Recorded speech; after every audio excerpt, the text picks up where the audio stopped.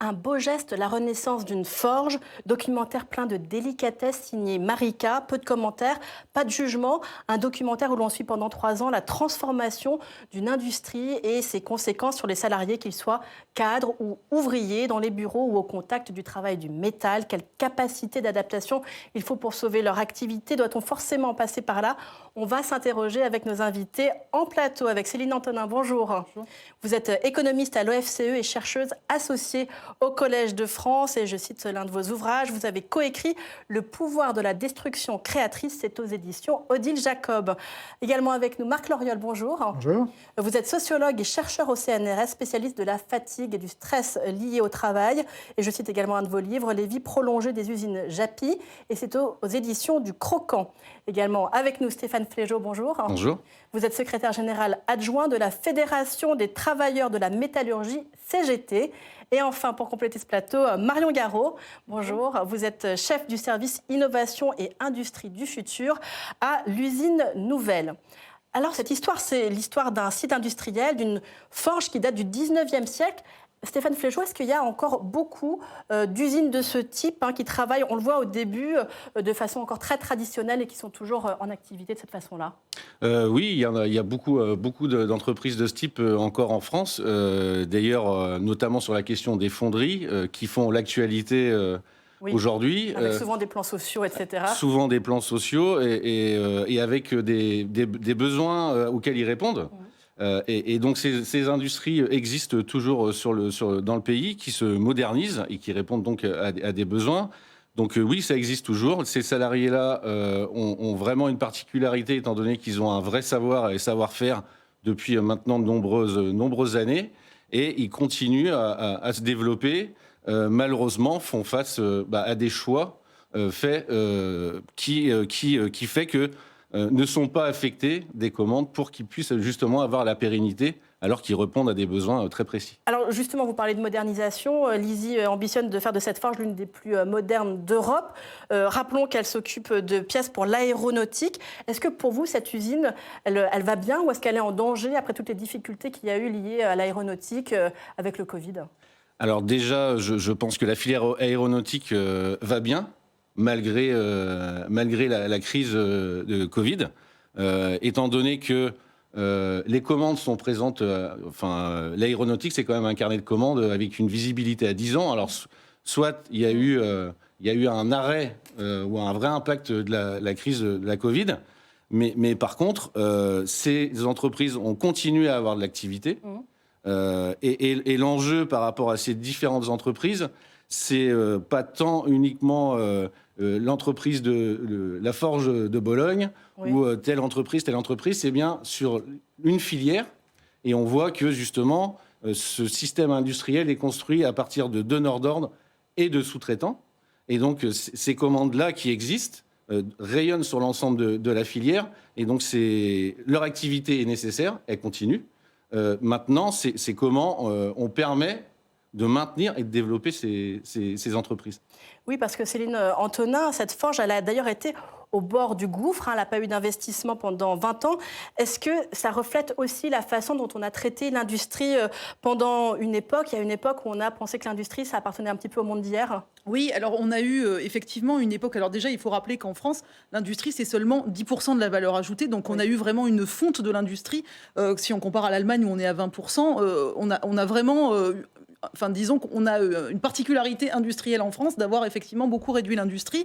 On a beaucoup désindustrialisé. Tout à fait, on a beaucoup développé le tertiaire, mais on se rend compte, et on s'en est aussi rendu compte au cours de la crise Covid, que les emplois industriels, déjà, c'était des emplois à forte valeur ajoutée, c'était des emplois importants qui permettaient de créer de la richesse, et il y avait des filières industrielles qui montraient un savoir-faire français. Alors on a parlé de l'aéronautique, il y a le nucléaire, il y a pas mal de filières qui... C'est un sujet de souveraineté en plus. Tout à fait, qui sont des sujets de souveraineté et qui sont aussi, qui incarnent un savoir-faire qu'il ne faut pas perdre. Donc je pense qu'il y a aussi un enjeu en termes, alors on va en parler, mais d'automatisation. Et il est vrai que je pense qu'il faut rester effectivement dans la course pour que l'industrie française continue à être un des fleurons, parce que finalement c'est quand même, je vous dis, un gros fournisseur de valeur ajoutée, plus que par le tertiaire en fait. Marc Loriol, d'ailleurs ce qu'on sent au début du film, c'est que les hommes ont beaucoup souffert de cette période de désengagement. Les 800 ouvriers du site se sont un peu laissés glisser.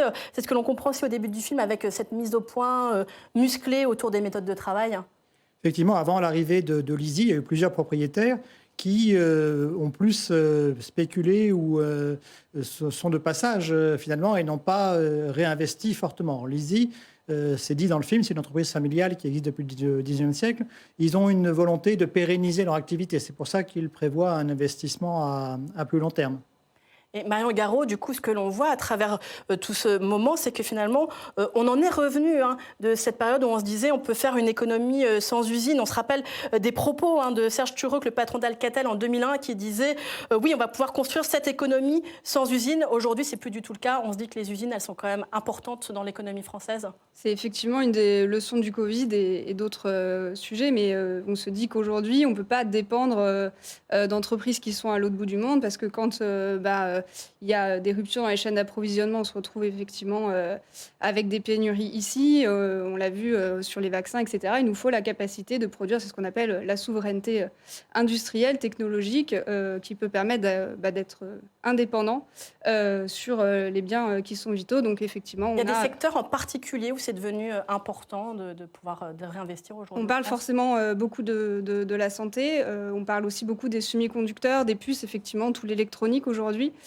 qui permet aussi d'alimenter le marché automobile, puisqu'aujourd'hui toutes les voitures sont bardées d'électronique. Donc on voit que les usines automobiles sont en difficulté quand il y a des pénuries. Donc on essaye de relancer effectivement ces secteurs-là. Alors la chance de cette usine des Forges de Bologne, c'est qu'elle a pu être donc sauvée, on le voit dans ce film, mais les acheteurs y ont trouvé au départ des équipements vieillissants, des outils cassés. Écoutez ce passage du film. On sait déjà que ça va coûter cher en remise à niveau. Ça, c'est très clair. Ça, on le voit tout de suite. Tout ce qui pouvait casser, c'est cassé. On a la voûte d'un four qui est tombée complètement. Ça, c'était juste après. On fend la PH 240 en deux. Un mois après, on a un four qui s'effondre. Donc pareil, on perd. Il faut plusieurs semaines de réparation. Cellule de crise à chaque fois. Et on a mis plus d'1 an avant de commencer à avoir moins de crises comme ça. Donc les Forges de Bologne ont été au bord de l'extinction au moment où on les a rachetées. Ceux qui rachètent des usines dans cet état, est-ce qu'ils prennent de gros risques, Céline Antonin? Parce que finalement, le groupe Lizzie, il ne va pas pouvoir utiliser grand-chose de cette usine, des bâtiments. Il y a seulement les hommes et puis il va tout reconstruire à côté. Oui, mais il y a les hommes, il y a le savoir-faire. Donc, de toute façon, un investisseur, par définition, c'est quelqu'un qui prend des risques, mais mesurés. C'est-à-dire qu'il étudie le marché, il étudie la capacité d'une entreprise, justement, son capital humain. Et c'est vrai que je tiens à rappeler, dans les sources de la croissance, le travail fait partie des 3 sources à côté du capital et du progrès technique. Donc, on a vraiment ce savoir-faire, justement, dont on parle dans le reportage. Donc, qui est important. Et effectivement, alors le capital, il demande de toute façon toujours à être renouvelé. Ça, c'est une constante. Et à l'heure actuelle, en plus, avec effectivement la problématique de l'automatisation puis de la robotisation, il faut de toute façon avoir des machines plus performantes. Moi, j'ai travaillé avec 3 de mes co-auteurs, donc Philippe Aguillon, Simon Bunel et Xavier Jaravel, sur la problématique de l'automatisation et de la robotisation dans les entreprises. Et en fait, ce qu'on montre, c'est que les entreprises qui, justement, font cet effort de s'automatiser ou de se robotiser, elles, finalement, dans ces entreprises, l'emploi augmente par rapport à leurs concurrents. Donc, on a en fait 2 effets. On a un effet potentiel de substitution, c'est-à-dire qu'il y a des emplois qui disparaissent potentiellement, qui sont remplacés, mais aussi on a un effet de productivité, c'est-à-dire que quand on est plus compétitif que ses concurrents, on gagne des parts de marché. Donc c'est ce sur quoi aussi les repreneurs misent pour l'avenir. Parce qu'ils savent qu'il y a cet effet de productivité, et c'est d'autant plus vrai quand on est dans des secteurs qui exportent, où là on peut vraiment gagner aussi des parts de marché sur les concurrents étrangers. Je pense que c'est le cas aussi de ces entreprises. On va parler très précisément de cette question de la robotisation, mais encore un mot sur ces groupes qui rachètent des sites au bord de la disparition. On a eu plusieurs histoires de ce style en France, mais on voit aussi souvent des repreneurs étrangers qui viennent sans faire les investissements nécessaires, qui aspirent les aides publiques, Stéphane Flégeau, et les investissements, ils ne sont pas toujours faits. Déjà, par rapport au passage qu'on vient de voir, c'est déjà, ça montre aussi quelque chose de comment l'industrie française était traitée et est traitée. C'est-à-dire que la situation dans laquelle ils sont retrouvés par rapport à l'outil de travail, c'est un défaut d'investissement et un défaut de maintenance qui doit être mis en place justement pour pouvoir éviter de se retrouver dans ces situations-là. Oui, ils ont été rachetés tous les 3-4 ans par des groupes qui n'ont pas investi. Voilà, au-delà de ne pas investir, c'est qu'ils ont surtout voulu capter une rentabilité qui est hors norme pour l'industrie. À partir du moment où on est industriel et qu'on est vraiment dans cette logique industrielle, on ne peut pas avoir un taux de rentabilité à 2 chiffres. Dans l'industrie, c'est pas envisageable, sinon on arrive aux situations dans lesquelles on est. C'est-à-dire que les marges sont structurellement plutôt faibles par rapport à d'autres secteurs, c'est ça que vous nous dites ? C'est ça, parce qu'on doit perpétuellement investir dans l'outil, dans les salariés, avoir des perspectives justement pour pouvoir comment dirais-je, accéder à des marchés. Il n'y a pas uniquement la question de la rentabilité et de la productivité, il y a aussi la question de la qualité, de s'assurer que les commandes sont honorées en temps et en heure. Et je pense que la question de la qualité, c'est un des points essentiels. Et ça ne peut pas se faire sans investissement tant dans l'outil que dans l'humain. Marc Loriol, vous êtes d'accord là-dessus, sur que structurellement, dans ce secteur, il ne faut pas penser seulement importance des marges, quoi. Absolument, et j'ajouterais en plus de la captation de la rentabilité des savoir-faire, il y a une captation aussi qu'on voit souvent des subventions publiques. C'est-à-dire qu'on a des repreneurs qui demandent des grosses subventions publiques et qui, 3-4 ans après, partent et n'ont pas investi l'argent qu'ils avaient obtenu des pouvoirs publics. Vous êtes d'accord là-dessus, Marion Garot ? On a des exemples, effectivement, d'entreprises qui sont... Pas mal d'exemples récents qui ont fait scandale, qu'on a vu dans les médias aussi. Après, c'est effectivement, des entreprises ont aussi besoin de soutien pour le développement des nouvelles technologies. On voit quand même que... surtout après une crise, ça peut permettre un petit peu de faire en sorte que justement, au moment où il y a un peu moins de trésorerie, il n'y ait pas de déficit d'investissement dans un outil de travail qui du coup peut justement s'abîmer et qu'on maintienne un petit peu les investissements qui sont nécessaires. Alors cette usine, elle a donc été sauvée, mais à quel prix ? On voit quand même le désarroi de ces ouvriers à qui on demande de changer de métier, qui passent d'un métier manuel au contact du métal, celui de forgeron à celui de piloteur de robots, de roboticien. Il y a cette scène où notamment, on voit 2 forgerons qui sont formés à un nouveau logiciel. On voit bien que c'est pas du tout leur spécialité. Puis il y a cet échange aussi autour de l'arrivée des robots. On sent que ça passe difficilement, que c'est dur à accepter. Regardez. Puis les robots, on travaille tout seul, voilà. On fait tout seul. Ambiance. Ah oui, cause plus. Parle avec le robot. Ouais, Et plus le coup de poids.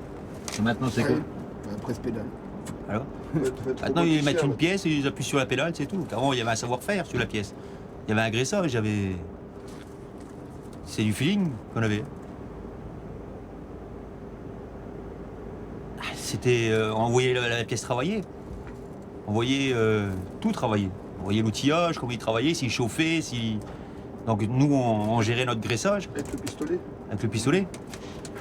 Que le robot lui il vient, il cherche pas à comprendre.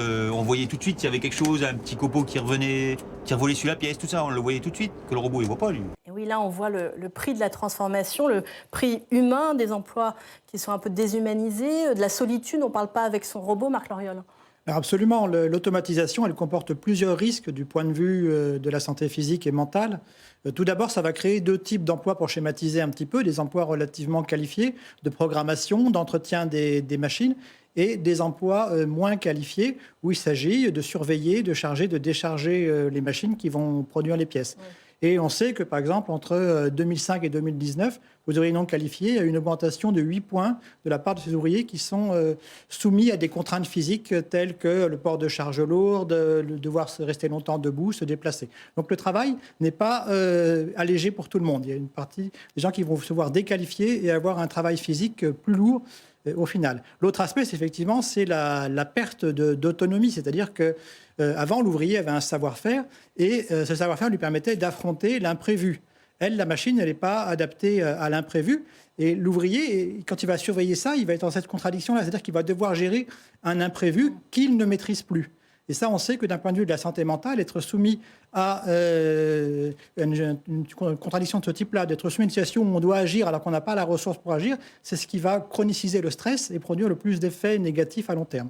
Donc on a à la fois un effet physiologique, plus de travail physique pour une partie de la catégorie des gens, et un effet psychologique. La fierté du travail aussi est très importante. Il y a une étude qui avait été menée dans une on les voit usine d'ailleurs très fiers au début sidérurgique. de ce travail au contact du métal, parfois un peu sale, etc. Mais ce geste, ils aiment le faire. Ils trouvent que c'est un beau métier, forgeron. Absolument. Dans une usine sidérurgique, une célèbre étude de sociologie des années 80 comparait deux ateliers, la scierie et le parachèvement. L'atelier aux conditions de travail très pénibles, et avait eu accès aux visites de consultation médicale, aux motifs de consultation médicale, de façon anonyme, bien sûr, mais en rattachant les gens à l'atelier où ils étaient. Et on se rendait compte que la scierie, malgré des conditions de travail très pénibles, avait beaucoup moins de consultations médicales pour des motifs liés à la fatigue, l'usure et au stress. Alors que le parachèvement, qui avait des conditions de travail pénibles, mais comparables en termes de pénibilité, elle avait beaucoup plus, parce que c'était un métier où on était beaucoup moins fier de son travail et on était soumis finalement à des processus de rentabilité. Et là, on fait passer donc des gens qui avaient un métier et qui en étaient fiers à une situation où ils vont être soumis finalement à un processus qui ne permet plus de développer leurs capacités, leur savoir-faire et leurs compétences. Et puis Céline, Antonin, vous parliez tout à l'heure de productivité avec la robotisation, mais il y a aussi un moment dans ce film où il y a un forgeron qui indique que le robot n'est pas forcément pour lui source de gain de productivité, qu'il va produire moins de pièces avec un robot que seul. Faut-il le croire? L'innovation, elle n'est pas forcément source de plus de productivité, en tout cas dans son cas précis? Alors, normalement, elle l'est. Enfin, parce que c'est vrai que si elle ne l'est pas, on se dit là, à ce moment-là, quel est l'intérêt de travailler avec une machine ou un robot? Donc c'est vrai que... Alors, parfois, il y a des coups de transition, effectivement. Il y a le temps de formation, le temps d'arriver à s'habituer à la machine, à savoir comment travailler avec, à la maîtriser. Donc, c'est sans doute ce qui peut expliquer, il y a ces coups de transition. Après, pour revenir sur ce qu'on disait, c'est vrai que ça a été le problème, même de manière générale, des révolutions industrielles. C'est-à-dire qu'avant, on avait un artisan, quelqu'un qui faisait une pièce de A à Z, donc qui faisait l'intégralité du travail du début à la fin, et on a morcelé de plus en plus le processus de production. On a maintenant un processus où chacun est dédié à une tâche très précise, alors avec les problèmes psychologiques et puis répétitifs que ça peut engendrer. Bon, voilà, c'est ce qu'a créé, j'allais dire, cette révolution industrielle. Oui, on est dans une quatrième voilà, révolution et alors avec des métiers qui sont, vraiment, avec l'intelligence artificielle, ça en doute encore plus, mais en tout cas, on a d'un côté, effectivement, des métiers qui sont peu qualifiés, et on a de l'autre, en tout cas, parmi les métiers qui se développent, on a une polarisation de l'emploi, avec plutôt un développement des métiers peu qualifiés et des métiers très qualifiés. Alors après, une des solutions, moi, je pense qu'il faut surtout pas perdre en savoir-faire, c'est-à-dire que c'est aussi une montée en gamme. Par exemple, le savoir-faire qu'ont ces ouvriers, je pense qu'il pourrait être mis au profit de pièces particulières, donc essayer d'être sur du haut de gamme aussi. Vous dites on ne peut pas forcément tout robotiser. Et donc bien sûr, et je pense qu'il faut garder ce savoir-faire pour, je vous dis, du haut de gamme. Par exemple, c'est aussi ce que s'efforce de faire l'Allemagne, d'être aussi sur des segments à très forte valeur ajoutée. Donc je pense qu'il peut y avoir ces deux parties, à la fois une valeur ajoutée importante sur du haut de gamme et puis des choses plus basiques qui sont faites. Et ensuite, il y a la problématique de la formation aussi. Parce que malheureusement, dans tous les métiers, il faut de toute façon, en 40 ans de carrière, il faut se former. Alors, il y a une problématique de formation qui n'est pas assez prise en compte en France. Alors, ça commence, mais c'est quand même très lent. Et je pense que ça, c'est aussi une solution d'essayer de rendre les gens vraiment multitâches et de leur permettre d'évoluer dans leur métier aussi, parce que sinon, effectivement, ça crée des phénomènes de frustration individuelle qui sont très compréhensibles. Stéphane Flégeau, qu'est-ce que vous pensez, vous, de cette situation? Est-ce que ce sont des coups de transition? Est-ce que vous regrettez ce moment où on est quand même vers plus de robots, moins d'humains, et parfois avec un travail qui n'est pas plus facile pour les ouvriers, pour les forgerons? Loin de là, c'est ce que l'on voit dans le film. Déjà, sur cette question de l'évolution technologique, c'est l'évolution dans le temps. On ne peut pas s'opposer à... On peut pas s'opposer au progrès. On ne peut pas s'opposer au progrès ou à ce que apporte aussi la technologie. Et c'est ce qu'on, depuis toujours, c'est comme ça qu'il y a eu l'évolution de l'industrie. Après se pose la question de comment arrive cette nouvelle technologie-là. Et moi, ce qui m'a interpellé beaucoup dans ce documentaire, c'est comment on voit les salariés qui sont complètement, je vais pas dire mis de côté, mais en gros, il y a quelque chose qui arrive dans l'entreprise et on sent qu'ils sont dépossédés de tout et qu'à un moment donné, ils sont dans un fonctionnement où eux, ils connaissent leur travail. C'est quelque chose qui a été transmis pendant des années avec un accompagnement des salariés pour pouvoir acquérir ce savoir-faire au fur et à mesure. Et là, d'un coup, on leur dit maintenant, désolé, ça va être les robots. On ne prend pas en compte, eux, comment, par rapport à leur expérience, comment ils peuvent amener des propositions pour amener cette robotisation ou automatisation. Et là-dessus, ça amène forcément des problématiques. Et en termes de formation, où c'est un vrai enjeu, faut quand même être conscient que maintenant, ce n'est plus comment dirais-je, les employeurs qui sont dans l'obligation de former les salariés, mais c'est les salariés qui doivent se former eux-mêmes pour garantir leur employabilité. Donc on est en train d'inverser les choses, parce que dans l'industrie, c'est bien de la responsabilité collective, mais aussi des employeurs, de former leurs salariés pour donner un avenir, non seulement à l'entreprise, mais aussi aux salariés. Et ça, c'est quelque chose qui n'existe pas du tout. On va même à l'inverse de cette démarche-là. Antonin ? Oui, et je voulais juste rajouter peut-être un point, c'est que c'est vrai que normalement, quand on développe l'automatisation, la robotisation, en fait, l'humain et tout ce que le robot ou la machine n'est pas capable de faire devient encore plus précieux. Et justement, c'est pour ça qu'il faut miser aussi sur l'aspect plus qualifié. Justement, et en plus, cette partie qui n'est pas automatisable fait que l'humain devient plus précieux dans l'entreprise. Tout le savoir-faire accumulé doit normalement et doit mériter d'ailleurs juste rémunération. C'est vrai qu'en général, on observe que dans ces cas-là, la valeur capital humain devient rare et donc il faut vraiment la valoriser. Et le capital humain, c'est important. Marion Garot, est-ce que dans toute cette révolution, il y a aussi le risque de perte de certains savoir-faire? On sait qu'aujourd'hui, on a des problèmes industriels. En France, je prends par exemple le cas des EPR, où on sait qu'il y a des savoir-faire qui ont été perdus. Ça, c'est aussi un problème que l'on constate aujourd'hui? Oui, là, clairement, dans le nucléaire, on sait qu'il y a des compétences qui ont été perdues. Et c'est tout l'enjeu, quand on robotise effectivement, d'essayer de bien considérer quels sont les savoir-faire humains qu'il faut conserver dans l'entreprise, d'avoir un plan pour pouvoir les conserver, d'essayer de décortiquer un petit peu quelles tâches peuvent être données aux robots et quelles tâches doivent être conservées par des humains, avec des plans de formation, effectivement, qui vont avec, c'est l'essentiel. Marc Loriol, je voudrais aussi qu'on parle un petit peu de cette fin du film où on visite l'usine de demain, Forge 2022. On voit à la fin cette grande usine blanche, panoptique, où tout le monde se voit, qui donne aussi l'impression que tout le monde va pouvoir se surveiller comme un immense open space. Qu'est-ce que ça vous inspire? Est-ce que c'est un progrès ou est-ce que c'est un... Moi, je dirais que c'est pas dit dans le documentaire, mais c'est suggéré, c'est surtout un progrès pour les machines. C'est-à-dire que les machines ont besoin d'un univers aseptisé. C'est bien dit par un ouvrier. S'il y a un copeau qui se dépose au moment où l'outil est travaillé, où la pièce est travaillée, l'ouvrier qui a l'expérience va le sentir. S'il fait plus ou moins chaud ou plus ou moins froid, le métal va pas avoir la même réaction. Et ça, un ouvrier expérimenté le sait. Quand on met des intérimaires sur des machines qui ont été formées sur n'importe quel type de machine, qui ne connaissent pas forcément le milieu dans lequel ils vont intervenir, quand on a des machines qui sont programmées pour produire de façon standardisée, mais qui ne connaissent pas ces changements du milieu, il faut créer un milieu qui ne change pas. Donc déjà, on a l'impression que l'usine, elle est créée d'abord pour les machines, plutôt que pour les humains. C'est aussi ce que disait mon voisin, c'est-à-dire que les humains ont été très peu intégrés dans la réflexion, comme c'était une sorte un peu de fantasme d'ingénieur, et qu'on avait oublié les hommes qui allaient la mettre en œuvre. Après, c'est vrai qu'effectivement, on peut dire que ne plus avoir la poussière, ne plus respirer de vapeur, c'est un progrès. Ça peut être un progrès aussi pour les hommes. Voilà, ça fait un progrès. Alors, ça faisait partie aussi d'un attachement. Le monde de la fonderie dans les usines était un monde très particulier, à part du reste de l'usine, où justement ce corps à corps avec la matière était valorisé, était source à la fois de fierté, de résistance et de savoir-faire, de connaissances. Donc, il y a eu à la fois un gain et une perte, mais je pense que c'est d'abord pour la machine qu'on construit cet univers aseptisé.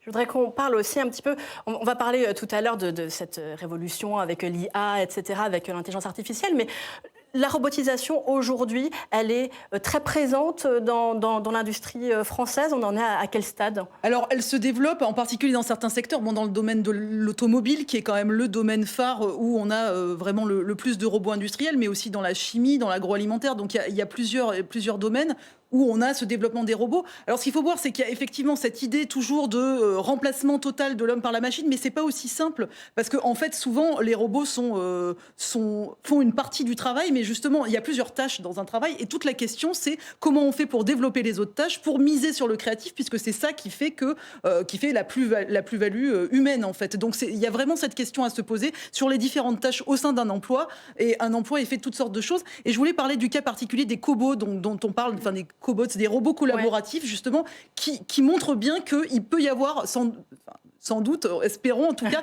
un avenir harmonieux entre la machine et l'humain, avec le robot qui ferait la partie, j'allais dire, un peu répétitive, pénible, etc., et l'humain qui, lui, serait sur la plus-value créative et humaine.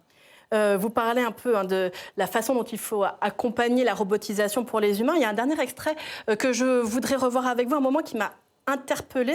On va voir s'il est révélateur de ce qui nous attend dans l'industrie. C'est au moment de la visite d'Airbus. On va écouter les arguments de vente de la direction. En fait, il n'y a presque plus d'opérations manuelles, vu que le robot polie le hublot. Le centre d'usinage réalise le détourage intérieur-extérieur et la mise en hauteur. Et le message que je voulais passer, c'est que de moins en moins, on a une intervention humaine. En forge, on a un robot qui lubrifie. Ici, on a un robot qui polie. Et c'est vraiment l'enjeu et c'est vraiment le chemin qu'on est en train de valider. Qu'est-ce que ça vous inspire, Stéphane Flégeau? Parce qu'on parlait de collaboration, mais là, on voit bien que l'argument de vente, c'est de dire que ce sont des robots et qu'il n'y aura pas d'intervention humaine et que ça paraît l'argument de vente massu, quoi. Je trouve ce passage-là catastrophique pour les salariés de l'entreprise. Enfin, je me mets à leur place.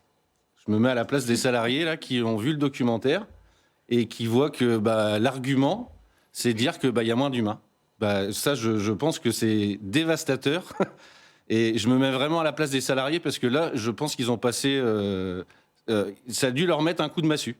Parce que, alors que pour eux, c'est eux qui sont la valeur ajoutée, c'est leur expérience et leur savoir-faire qui les rend fiers.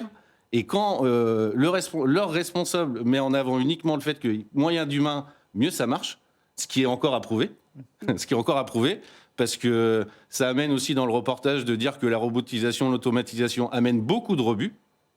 Donc... je me mets à la place des salariés. Je trouve ça vraiment... Et en même temps, s'il n'y avait pas eu l'ISI, s'il n'y avait pas eu ce projet, il y aurait certainement plus les forges de Bologne. Est-ce que ce projet n'a pas aussi permis de sauver l'entreprise ?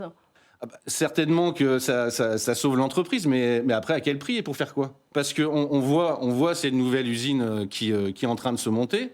Par contre, on ne parle pas... comment ça se passe en termes d'évolution d'emploi, de reconnaissance des salariés, quel engagement de l'entreprise vis-à-vis de toutes les aides publiques qui sont versées, parce que sur les 110 millions du projet, j'aimerais savoir combien concrètement l'ISI y met, parce qu'ils ont mis beaucoup d'argent. À un moment, on entend l'investir 35 millions. Ouais. Voilà. Tout le reste, qui c'est qui le finance? Je pense que c'est beaucoup d'argent public. Donc, à minima, c'est quels engagements ont été pris en direction des services publics, l'argent public qui a été mis, mais quel engagement auprès des salariés en termes d'emploi, qualité d'emploi, conditions de travail. C'est tout ça qu'il devrait y avoir. Alors que là, avec de tels arguments, je pense que là, il a démobilisé une grande partie des salariés qui sont dans l'entreprise. Marion Garot, on a beaucoup parlé donc de robotisation, c'est le sujet de ce film. Mais est-ce que c'est ça l'avenir de l'industrie ou c'est pas déjà le présent? L'avenir, on en parlait. Est-ce que c'est l'intelligence artificielle? C'est tout ce qu'on voit dans la tech aujourd'hui? Alors, la robotisation, c'est le présent et l'avenir, parce qu'il y a encore des efforts qui peuvent être faits en termes de robotisation. Et la robotisation, on le voit, effectivement, elle est en train de se nourrir d'intelligence artificielle.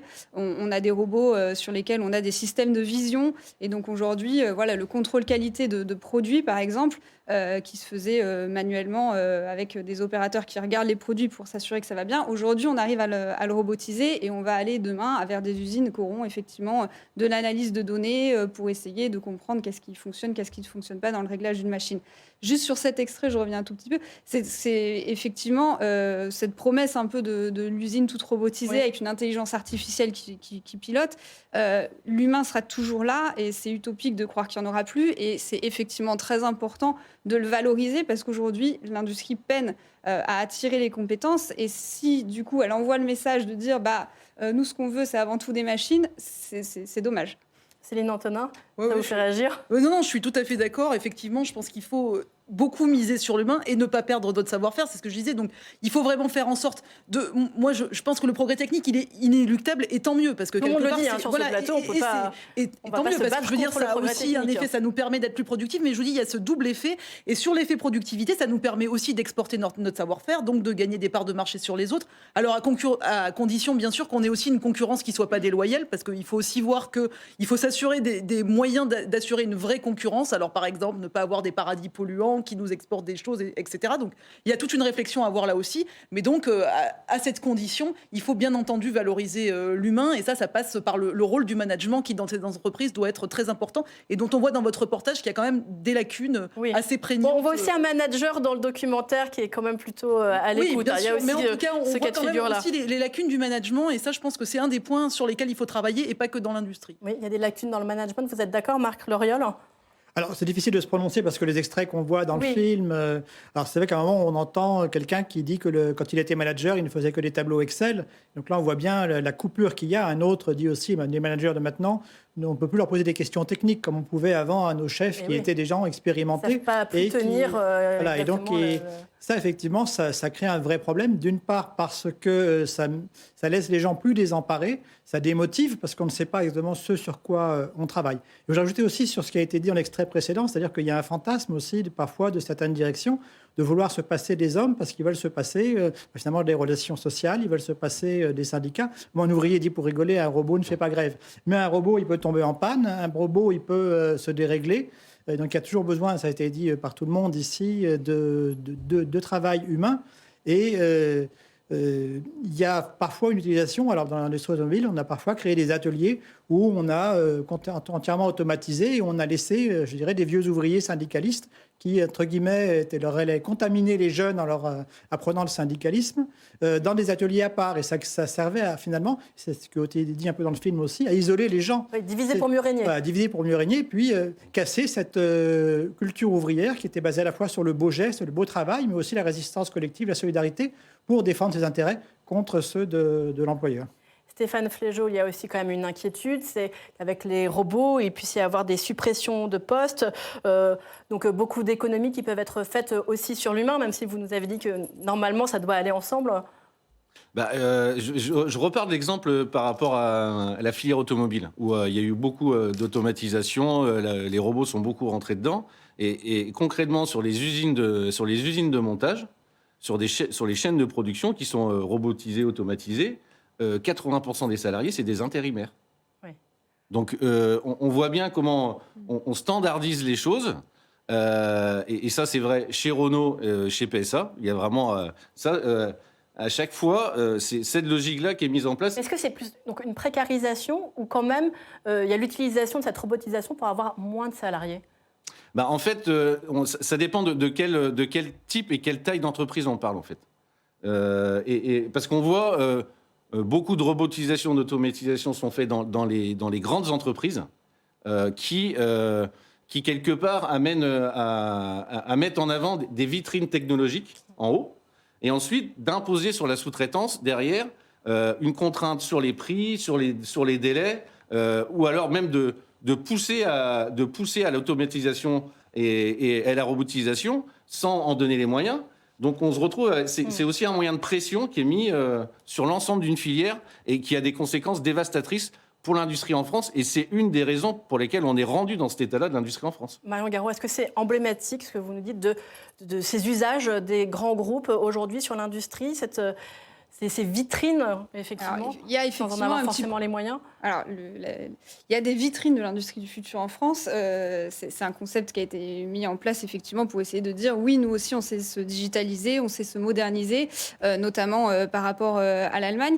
Après, il y a quand même beaucoup de PME qui vont vers la robotisation, effectivement, pour gagner en compétitivité, en productivité, pour réduire aussi la pénibilité de certains salariés. Moi, j'ai vu des projets où le robot, il est aussi là, et notamment les cobots, pour essayer d'assister l'homme dans certaines tâches, lui tendre des pièces. On voit les robots mobiles au sol aussi pour le port de charges lourdes, qui vont du coup déplacer les pièces d'une machine à l'autre pour éviter que ce soit le salarié qui le fait. Donc la question, c'est pourquoi on robotise? La robotisation, il ne faut pas oublier que c'est un outil. Donc en fait, la question, c'est pourquoi on veut le faire? Quel est l'objectif? Est-ce que c'est le bon outil pour l'entreprise et aussi pour le salarié? Céline Antonin, je voudrais aussi vous entendre sur la question de la taxation des robots. On se rappelle que c'était un sujet dont on a beaucoup parlé en 2017. Bien sûr, c'était porté par Benoît Hamon, mais c'est aussi porté, par exemple, par Bill Gates. On en entend beaucoup moins parler aujourd'hui, en 2022. Où est-ce qu'on en est sur cette idée?